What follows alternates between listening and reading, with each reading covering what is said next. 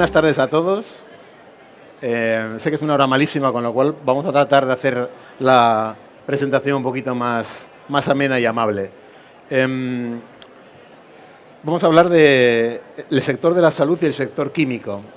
Es indudable que el sector farma, dentro del sector químico, tiene una importancia fundamental, ¿no? Estamos hablando de más de 2,3 billones de euros de volumen de negocio, de una rentabilidad media, si hablamos de la Big Pharma, que ronda el 25%, y si hablamos de los medicamentos biosimilares o los genéricos, entre el 8 y el 15%.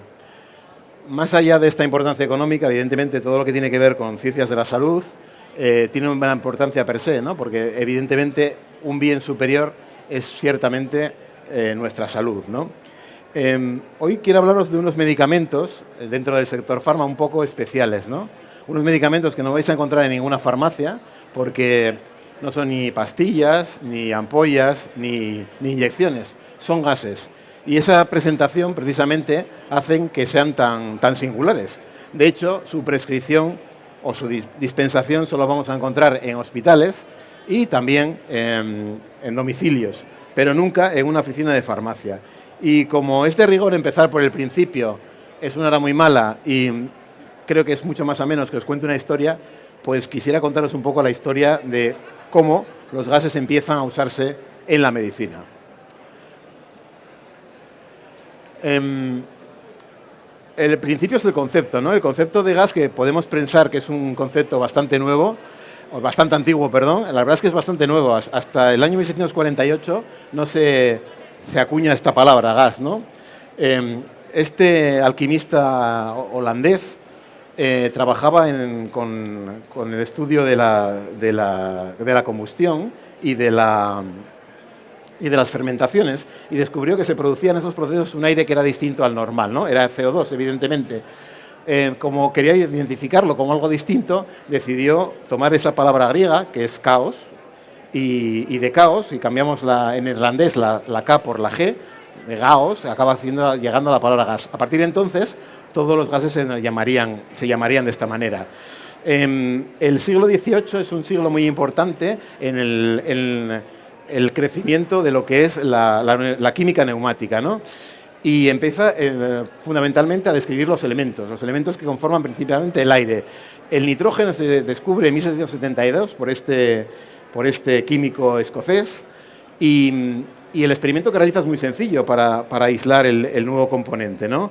En una botella cerrada introduce una rata hasta que se muere, prende una vela hasta que se extingue, quema fósforo hasta que también se extingue, y por último el resultado de lo que quedaba en la botella lo pasa por un líquido que retenía el CO2. El resultado evidentemente era nitrógeno. Él no lo sabía, pero sí llamó este gas como gas nocivo, porque ni permitía la combustión ni tampoco permitía que viviese nadie, ¿no? El siguiente elemento que se descubre, y este es un poco más controvertido, es el oxígeno. Es verdad que Lavoisier fue al que se considera el descubridor del elemento, pero no fue así. En realidad se apropió del descubrimiento de otros investigadores previos. En realidad, quien descubre el oxígeno es un farmacéutico sueco en 1772, pero es verdad que no publica su descubrimiento hasta mucho más tarde. A la vez, otro teólogo inglés, que se llama Joseph Priestley, trabaja también con el oxígeno. En realidad dirige un haz de luz hacia óxido de mercurio y obtiene un gas que describe como un gas que permite, evidentemente, a la rata, que esta misma bueno, supongo que no era la misma, sería otra, que la hace que se mueva más vivamente, permite también efectivamente que exista una combustión, y él mismo que lo inhala dice que siente sus pulmones como más livianos, ¿no? Priestley visita a Lavoisier y le cuenta su ensayo, de la misma manera que William Selle había escrito una carta a Lavoisier para contarle sus estudios. Es verdad que Lavoisier, aunque no fue realmente el descubridor del oxígeno como tal, sí que lo describió como elemento, sí que contribuyó fundamentalmente a explicar las principales reacciones en las que contribuye el oxígeno, como son evidentemente la combustión y la oxidación, y es verdad que le dio su nombre. De hecho, oxígeno significa que produce ácidos. Lavoisier pensó que efectivamente todos los ácidos tenían un componente de oxígeno, que ahora sabemos que no es así, que es el hidrógeno, ¿no? El que realmente compone los ácidos. En cualquier caso, Lavoisier fue una cabeza prodigiosa. Lástima que la Revolución Francesa no lo pensara así y se la cortara en la guillotina. Y como decía un compañero suyo, ¿no?, el matemático Lagrange, muy justo después de su decapitación, decía: ha bastado un momento para acabar con su cabeza y harán falta siglos para encontrar otra similar. Una vez descubiertos o definidos los elementos, la gran carrera fue la de poder separarlos del aire, ¿no? Y para separarlos lo primero que había que hacer era licuar el aire. Durante mucho tiempo se pensó que había gases permanentes, que era imposible licuar. Luego, efectivamente, al aplicar sucesivas compresiones, expansiones y enfriamientos, aplicando efectivamente el efecto Joule-Thomson, hemos conseguido licuar todos los gases, incluso el helio, ¿no? El proceso industrial de la ecuación de los gases hay que reconocérselo a estos dos personajes, por un lado a Carl von Linde y por otro lado a Georges Claude. Ambos definieron un proceso de licuación diferente. Uno se basaba en una laminación en una válvula y el otro pues, recuperaba trabajo, ¿no?, haciendo que esa laminación tuviera lugar en un expansor, en una máquina térmica. A finales del siglo XIX los procesos de licuación del aire estaban ya prácticamente desarrollados y de hecho aquí vemos algún ejemplo de las primeras plantas, de las primeras máquinas en tamaño reducido que permitían licuar. La separación luego venía evidentemente dada por un proceso, digamos, físico-químico conocido desde hacía muchos siglos, ¿no?, que es la simple destilación. Y hasta ahora he contado otro elemento importante que también se descubre al final del siglo XIX, es las válvulas de regulación de gases, ¿no? A mediados del siglo XIX ya se podía efectivamente almacenar gases en cilindros a alta presión, pero la descarga a baja presión era complicada. De hecho, fundamentalmente se utilizaba en los fenómenos, en el embotellamiento de la cerveza. En 1889 una familia de Alemania, los Drieger, patentan esta válvula, ¿no?, la válvula Lübecker, que es la primera que permite efectivamente embotellar la cerveza, regulando la presión de entrada de forma constante y sin peligro, ¿no? Con lo cual, sin duda, esto es uno de los grandes inventos de la humanidad, no cabe duda. Y ahora ya llegamos a la implicación de los gases en la medicina. ¿Cuándo empiezan los gases a implicarse en la medicina? Pues con un acontecimiento fundamental, que es el descubrimiento de la anestesia. Y se la debemos a un dentista, curiosamente, no a un médico. En el siglo XIX eran típicos lo que llamaban los circos de la risa, en las que la gente iba a un espectáculo que consistía en inhalar de forma libre óxido nitroso, o protóxido de nitrógeno, ¿no?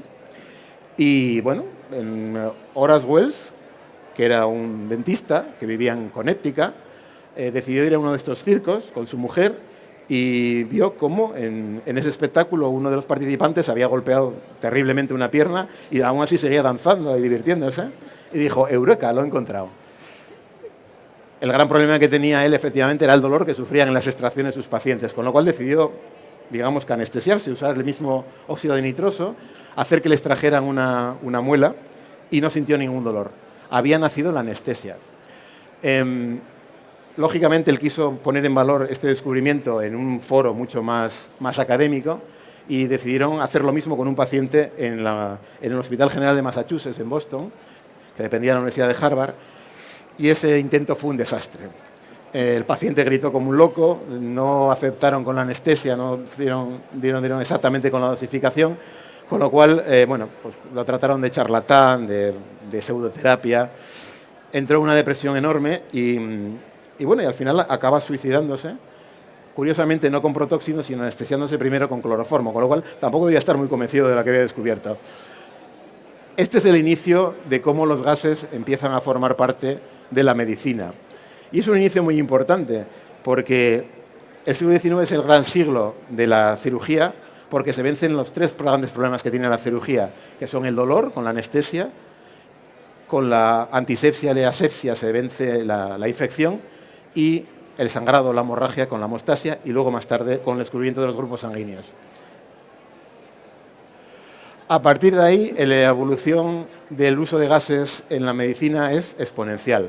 Aquí tenemos al cirujano Otto Roth en el año 1902, usando ya la primera máquina de anestesia que es capaz de usar oxígeno y el agente anestésico de forma controlada.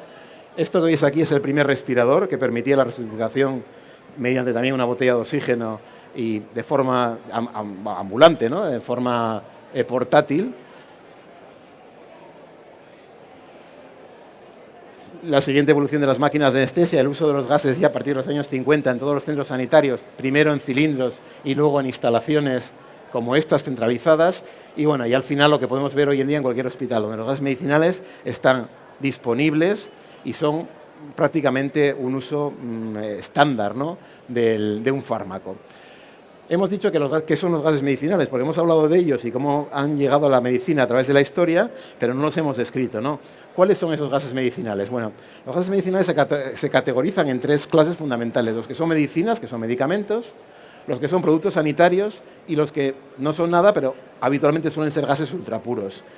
El que estén categorizados en un sitio o en otro tiene repercusiones importantes. De hecho, evidentemente los medicamentos se tienen que fabricar bajo las normas de buena fabricación, de acuerdo con la farmacopea, en nuestro caso la farmacopea europea, con unos estándares de calidad muy altos. De hecho, nuestras plantas de producción son auténticos laboratorios farmacéuticos.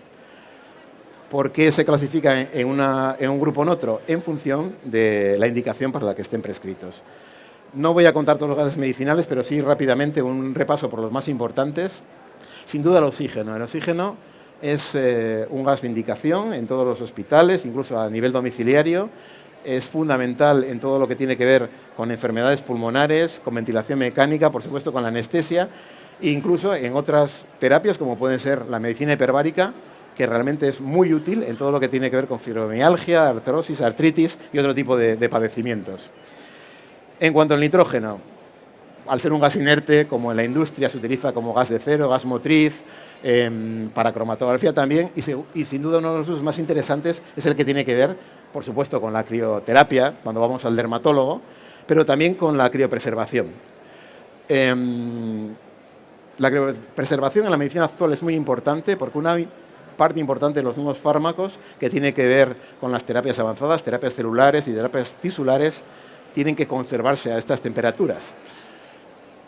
Y aunque os quiero quitar la fantasía de que Walt Disney esté congelado, no está congelado, ciertamente, pero hace poco sí que salió un artículo, hace un mes o así, en que unos científicos de la Universidad de Erlangen, después de someter células del cerebro de un ratón a un proceso de vitrificación, que es una congelación controlada, descongelaron y convirtieron las células en funcionales.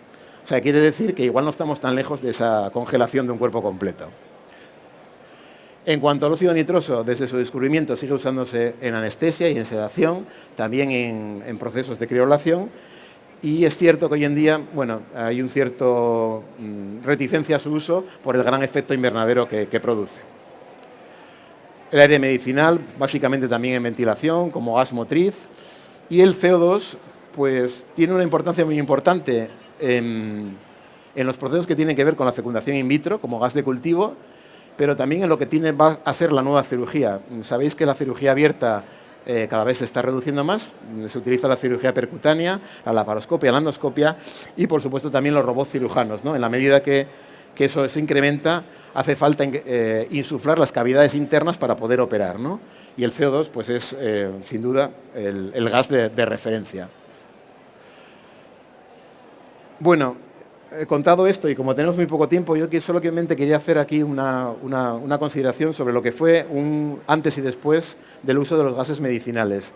Fundamentalmente el oxígeno, pero también otros gases como el óxido nítrico y demás. Y fue durante la pandemia.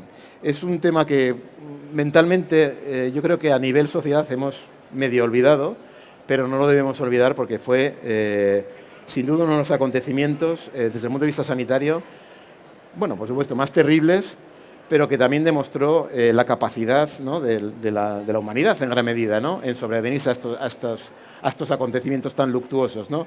La evolución de la pandemia en términos de epidemiología fue espectacular, con las oleadas que todos conocéis. ¿Cuántos muertos? Bueno, no sé. En España seguramente en torno a 120.000. En el mundo, la OMS, la última cifra que daba era de 15 millones. Hace poco salió un artículo que hablaba de 22 millones. Sin duda un acontecimiento extraordinario, en el cual además efectivamente la primera parte de la pandemia, hasta la llegada de la vacuna, el único realmente terapia funcional era el uso de la oxigenoterapia. Nada más funcionó, sabéis que se dio la gente hidroxicloroquina, se dieron antivirales, eso no funcionaba. Lo único que permitía de alguna forma soslayar casi siempre acababan todos con una neumonía bilateral, era efectivamente la oxigenoterapia. Nosotros desde Carburos Metálicos y Air Products hicimos una estimación de cómo se relacionaba o se correlacionaba la incidencia con la hospitalización y el consumo de oxígeno, y era perfecto. O sea, la correlación era absoluta. De hecho, nosotros podíamos prever, en función de la incidencia de la pandemia, cuánto oxígeno se iba a consumir. Tener en cuenta que el consumo de oxígeno se multiplicó por 10. O sea, el esfuerzo y la capacidad logística y de gestión fue realmente espectacular. Evidentemente, la vacuna también fue un proceso espectacular. Nunca se había desarrollado una vacuna tan rápido, ni tampoco se había, puesto a disposición de la población de forma tan rápida. Las noticias respecto a la necesidad de los gases medicinales a lo largo del mundo fueron terribles. Visteis gente pues pegándose por las botellas, por los cilindros. Hubo también explosiones por el mal uso evidentemente, de las instalaciones y del propio oxígeno. Y al sistema sanitario, incluso en España, se le sometió a una crisis que fue de suministro, una crisis que fue también de accidentes que nunca habían pasado, porque lógicamente estamos diciendo que si el consumo normal de un paciente son 6 litros por minuto, los multiplicamos por 60. La única forma de recuperar al paciente era someterlo a una oxigenación exacerbada, ¿no? Y también la capacidad de las instalaciones. Las instalaciones no estaban calculadas para poder dar esos flujos y esos caudales. ¿Qué hicimos? Pues hicimos lo que habéis visto, ¿no? Que los hospitales crecieron, se hicieron nuevos hospitales ad hoc e incluso se crearon nuevas unidades clínicas, ¿no? Que como son las unidades de cuidados críticos respiratorios. Esto solamente como un recordatorio, y ahora lo que sí quería es comparar. O sea, yo creo que vivimos asombrados, ¿no?, por la tecnología, y muchas veces no sabemos que somos muy vulnerables, ¿no? O sea, hoy en día la medicina es capaz de hacer cosas formidables, ¿no? Pues hemos descifrado el genoma humano, somos capaces de dirigir rayos protónicos con precisión submilimétrica a los tumores más profundos. Somos capaces de ver el interior del cuerpo a nivel molecular. Bueno, pues un patógeno desconocido nos llevó a la situación que habíamos vivido 100 años antes, con la mal llamada epidemia de la gripe española, que por cierto no fuera española, se originó también en China. Y quiero poner unas fotos para que no olvidemos, para que veamos la similitud de lo que pasó y para que, bueno, sintamos que efectivamente no somos infalibles, ¿no? Esto era en 1918 y esto era en el 2020. Esto era un hospital de campaña en España y esto era la primera versión del Hospital Milagro de IFEMA, ¿no? Esto era cómo se recogía la basura antes y cómo la recogíamos en el 2021. Esto eran las mascarillas en Boston que se usaban en el 1918 y esto era también IFEMA, ¿no? Esto eran cómo eran los entierros entonces y esto es cómo fueron no hace tanto tiempo. Y así eran las clases y así fueron las clases. Han venido para quedarse además esto, ¿no? El fondo, y por resumir y por terminar, yo que viví muy de cerca la crisis, primero en el Hospital 12 de Octubre y luego en la construcción y en la puesta en marcha del Hospital Isabel Zendal en Madrid, crisis como estas traen lo mejor y lo peor de las personas. Yo me quiero quedar con lo mejor y desde el punto de vista de nuestro sector, el sector de los gases medicinales, hay que reconocer que se trabajó con una resiliencia absoluta, que demostramos que la capacidad de logística y de producción era capaz de adaptarse a una crisis como esta y, lo más importante, ¿no?, las personas que se comportaron como auténticos profesionales. Por mi parte, nada más. Creo que justo tiempo, ¿no? Gracias.